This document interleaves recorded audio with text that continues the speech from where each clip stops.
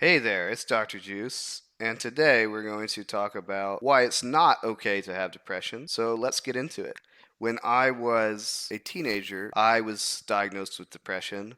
I experienced that for about 6 months to a year. I had this sense of apathy, a very severe lack of connection and feeling to myself and to others around me, especially when it came to social situations, but also when it had to do with passions in life and even things. And whenever I thought and projected forward in time what this looked like years down the road, I had some pretty ridiculous thoughts, such as like, "Oh my gosh, what am I going to be able to do? Am I going to just be homeless, and just die?" And yeah, hard to explain, but irrespective of the type of external experience that was happening around me, like maybe going to an amazing environment or party, or having amazing food, or just having like a particular social interaction that's extremely funny or nice, no matter what happened in these set of experiences in my life, I still just had this overwhelming sense of apathy that seemed insurmountable and disconnected from all these other things. At some point, I felt a very strong sense of urgency that I needed to change my life at this particular moment.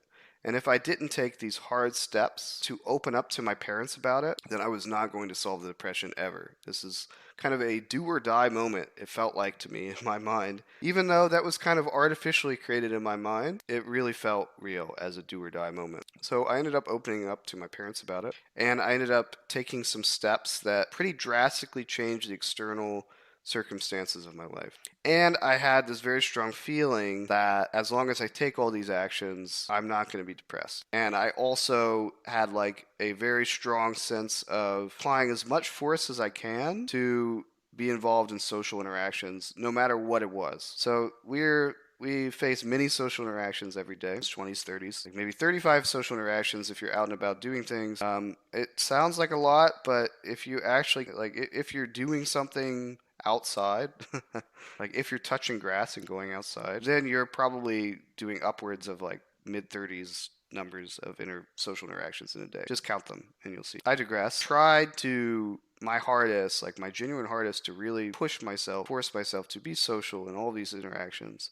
I felt like that was an important piece of it to me because, like I said, internally I had felt like I was just disconnected from everything. There's also, and then I won't share some of these other personal details, but I did some other things that were very drastic changes in my life. So over time, this did end up making me not depressed, and instead, I just focused on the forward trajectory of my life. I've never had to think about depression since then. And luckily, I don't have a propensity for getting depression. At least that seems to be the case because, like I said, it never happened to me again. I know people who are very high performing, high achieving, who will have depression, like recurring bouts of depression, despite all of the actions they take against it. So luckily for me, at least, I don't have that propensity. I digress again.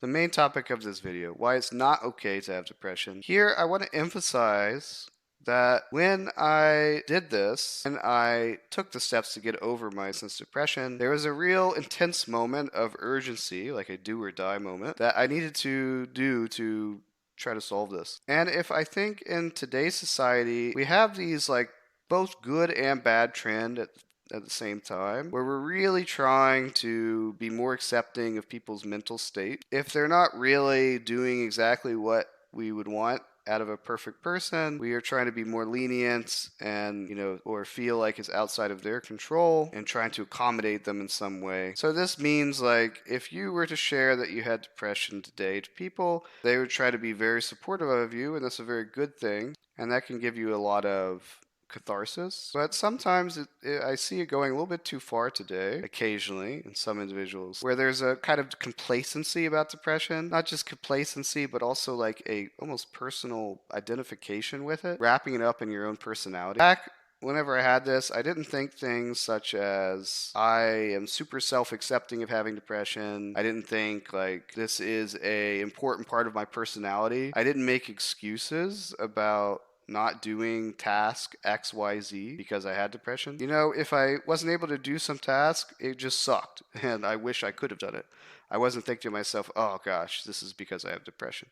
I think that can be a counterproductive way of thinking. And so there's kind of a concept of tough love. Whenever you're trying to win in a sport. Love is can come from a coach where they're being harsh on you in a way that will get you to improve the most. Whereas a more lenient coach is just not going to get the results out of you that you want. In the same way, you can kind of apply some self-love to yourself. If I look back at my personal situation, I felt that strong sense of urgency and despair to try to turn things around at some point. And that's the kind of tough love you may need for yourself. If I was born in today's society, I think it could be the case that it would have taken me longer to get over depression than I did because I would feel maybe better about it, which ironically would kind of extend it for longer. Maybe I would like try to accommodate my own self by not say I'm not able to do XYZ, then I will kind of just say, oh, it's because I'm depressed. You know, I can imagine these types of mental scenarios playing out in my mind if I was born